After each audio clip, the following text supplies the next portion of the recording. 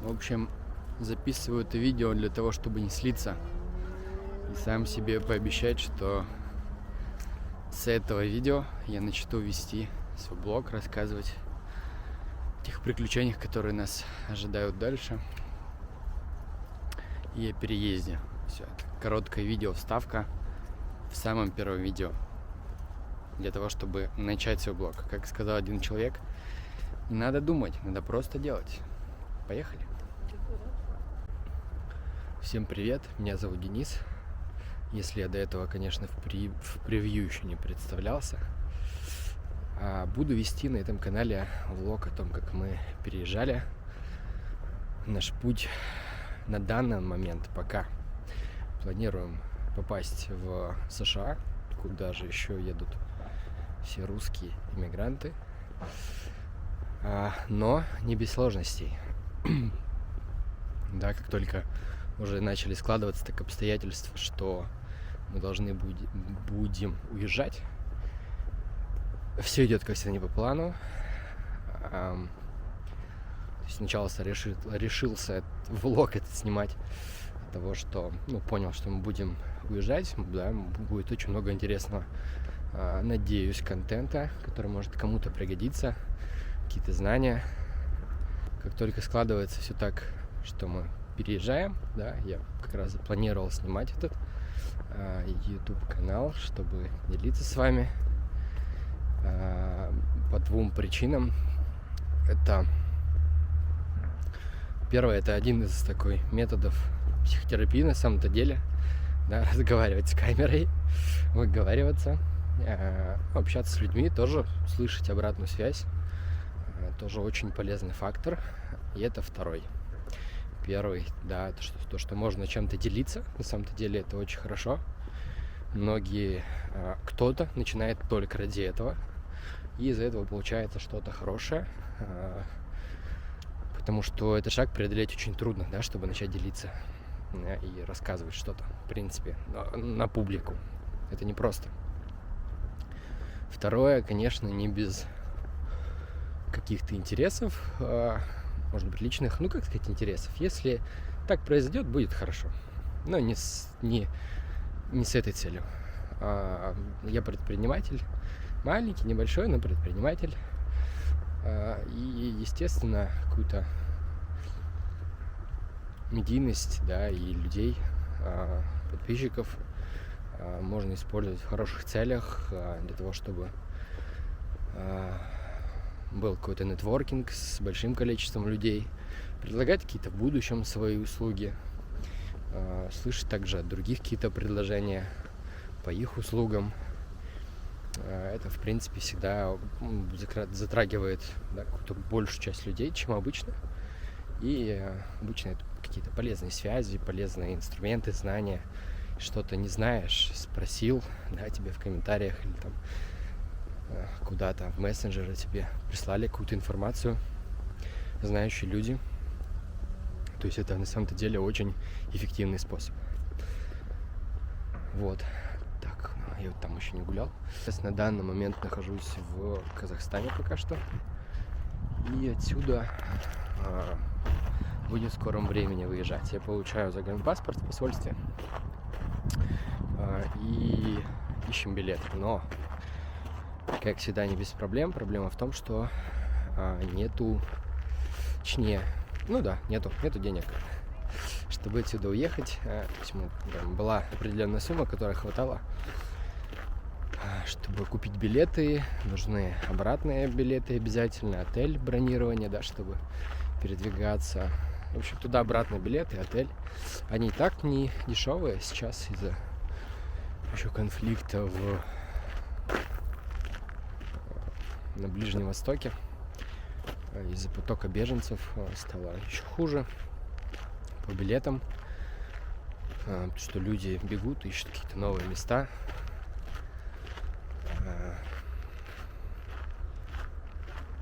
Да, это уже не прикольным кажется, да? Кажется, сколько можно. Вот. И из-за этого билеты выросли, в общем, в 2 раза. даже местами даже больше, местами даже в 2,5-3. И у нас уже не хватает средств, чтобы уехать отсюда.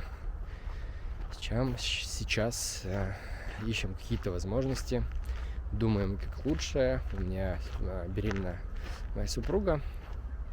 У нас времени-то вообще в обрез. 6-й месяц. Хотим, естественно, переехать, да, чтобы быстрее куда-то приехать и родить там, да, потому что потом переезжать с маленьким ребенком — это время, это потом проблемы с документами. В общем, одни минусы, грубо говоря.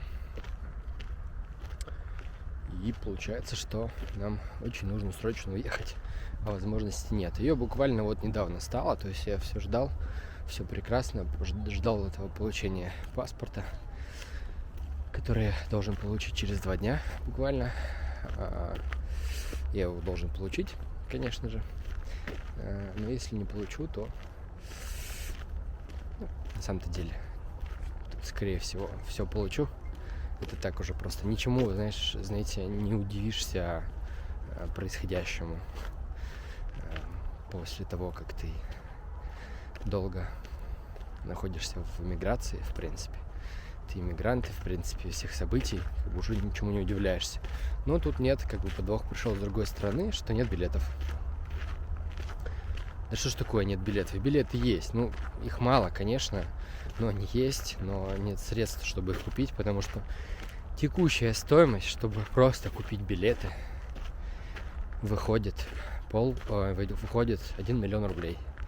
На текущий курс это $10 000.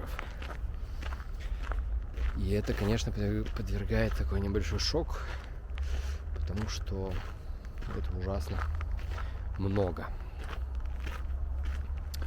А у нас было всего 500 000 заложен бюджет, ну, на билеты туда-обратно, и забронировать какой-то отель ненадолго.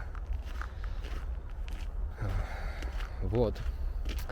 Поэтому как дальше будет развиваться события, я не знаю. Но, как всегда, все начинается с приключений. Как без этого. Хотелось бы уехать побыстрее. Но такая уж обстановка. Поэтому имеем то, что имеем. Пока не знаю, о чем рассказывать. Пока просто буду записывать на видеокамеру. А дальше уже решу, что выкладывать, что нет. Возможно, это попадет в выпуск, а возможно, и нет. Вот. Не знаю, буду ли я делить на несколько частей. Или, может быть, это сразу одним дублем, потому что снимать я пока новенький, не знаю. Если вам также зайдет этот контент, который я начал снимать, и еще куча других людей, то подписывайтесь, ставьте лайк и следите. Потому что, конечно, я подразумеваю, что я буду делать что-то интересное для того, чтобы смотреть, потому что я сам смотрю YouTube, мне это нравится.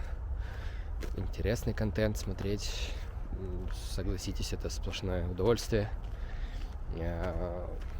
в умеренном виде, да, потреблять, но это очень интересно.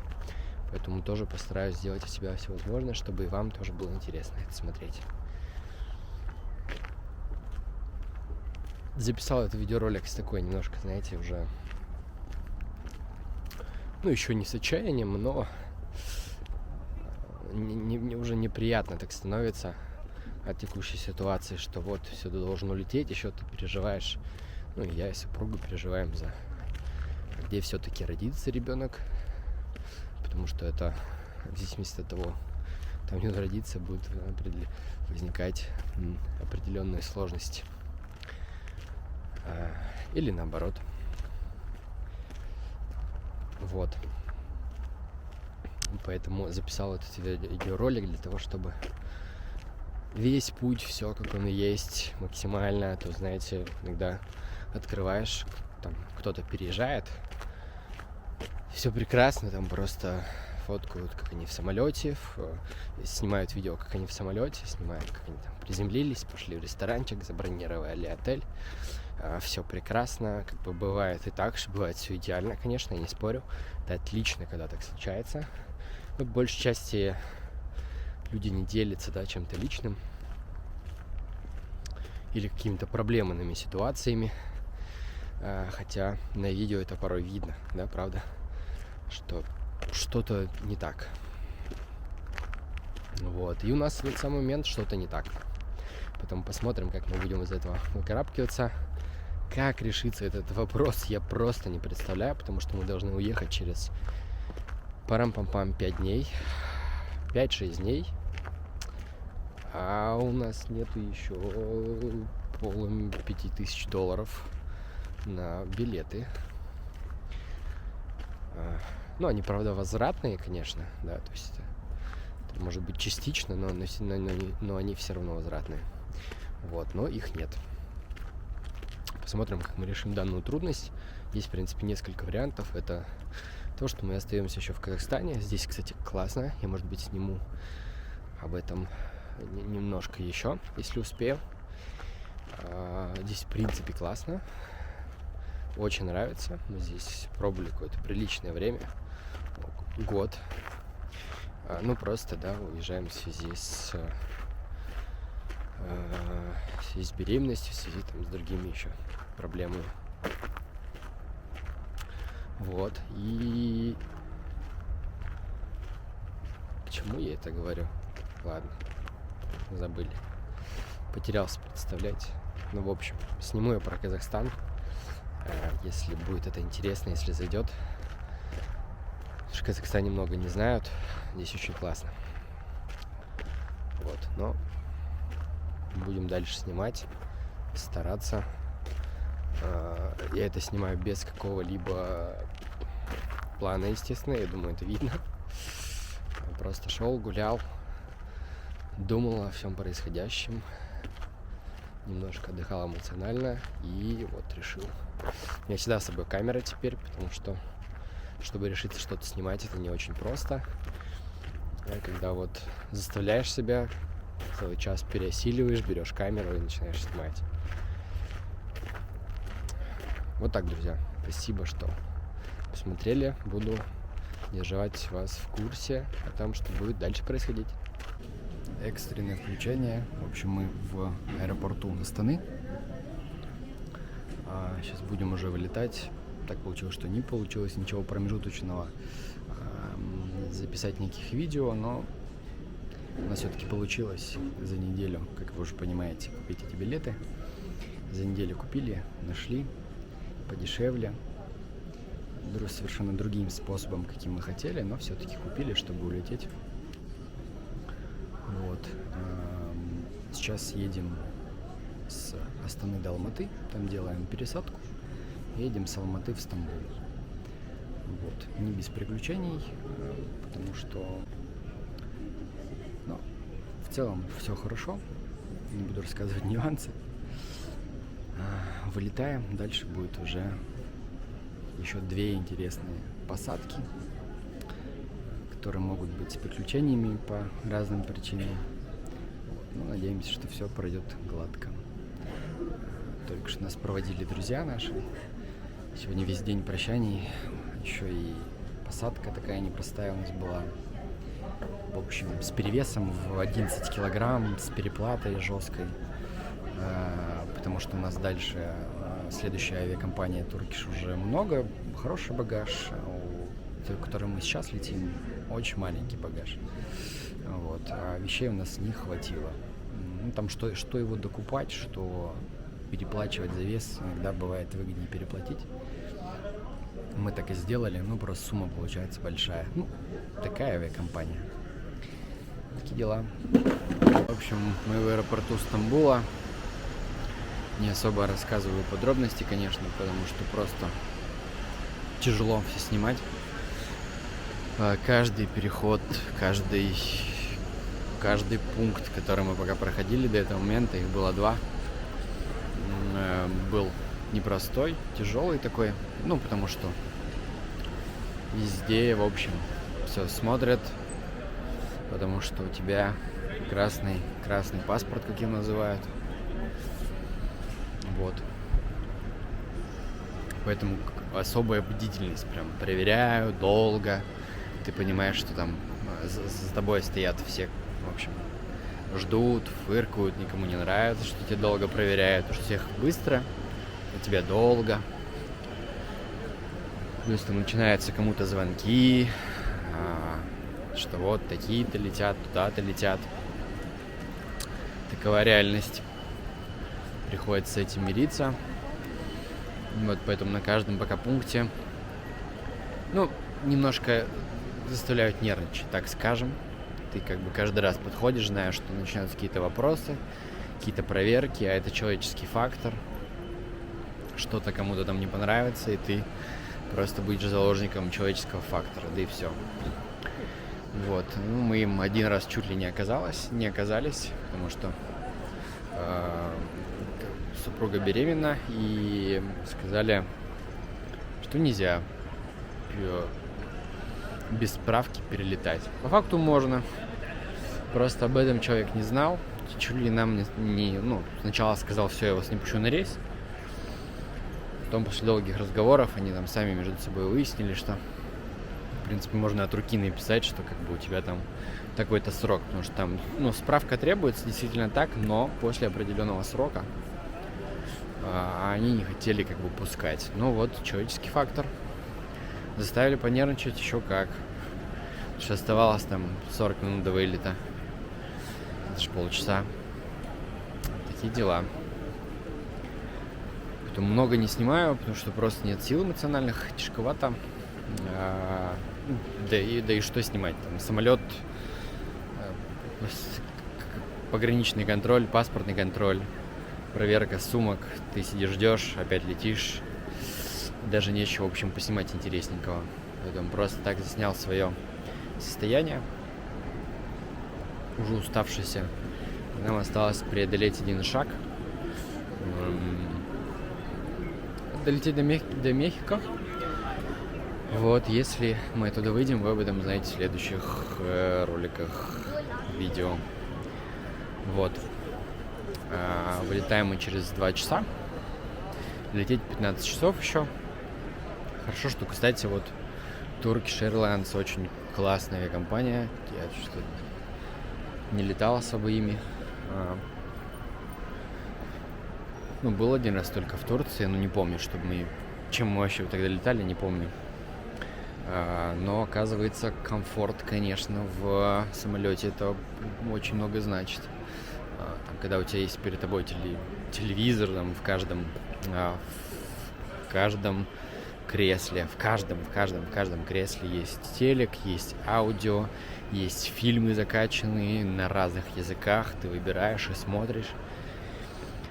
Удобные сиденья, хорошо покормили и очень вкусно.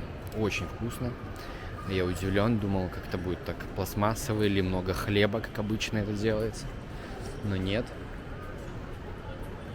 Хлеба была вообще такая маленькая булочка просто, которую надо маслом намазать. Поэтому все, в принципе, круто.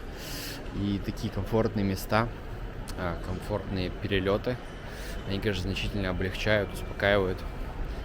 Когда злой, голодный, да, еще какие-то проблемы злой, голодный, тебе все не нравится злой, голодный. Тут еще стресс, перелет, переезд. Это все откладывается, естественно. Комфорт. Нужен комфорт, его нужно создавать, чтобы не страдать. Иначе какой смысл, да? Можно потом из-за того, что ты страдаешь от дискомфорта какого-то, еще там будет еще хуже, в общем. Поэтому, например, мы здесь уже не стали, а на предыдущем перелете мы взяли бизнес-лаунж и зону. Тоже такие классные бизнес-лаунжи в Стамбуле. Мы уже думаем, ладно, пересидим. Но мы здесь все-таки не взяли. На предыдущем перелете взяли. Намного комфортно. Например, в общем зале ты сидишь очень душно, где все сидят очень, что-то нереально как-то душно. Всем душно, и работникам, и ничего не могут никто сделать. Ты заходишь в лаунж-зону, там кондей, там кормят бесплатно, ограниченное количество, конечно. Но все равно ты сидишь в кресле мягком, даже есть диван, если ты успел занять. Ну и представляете, что сидеть либо на железном стуле, да, со всеми людьми впритык рядом, и где-то еще мест просто нету. Или на классных креслах или диванах. Разница, конечно, есть. И эти моменты, они все-таки тебе не придают дискомфорта, так скажем. То есть тут таких моментов ты просто уменьшаешь количество дискомфорта, и на этом хорошо. Вот. Такие дела. Поэтому следующий выпуск, наверное, уже будет, скорее всего, веселый, с Мехико. Надеюсь, если нас не развернут куда-нибудь там или не отправят обратно, то дальше уже будем показывать жизнь в Мехико, как она, какая еда, потому что там придется пробыть долго, какие цены, ну, в общем, всю вот эту жизнь. Потому что нам, скорее всего, придется прожить там месяц, 2, 3, 4. Не переключайтесь, скорее всего, это все будет одним выпуском. Просто такие моменты из жизни, что было. Никаких отдельных выпусков, естественно, просто нет смысла, потому что материала мало. Вот. До скорых встреч!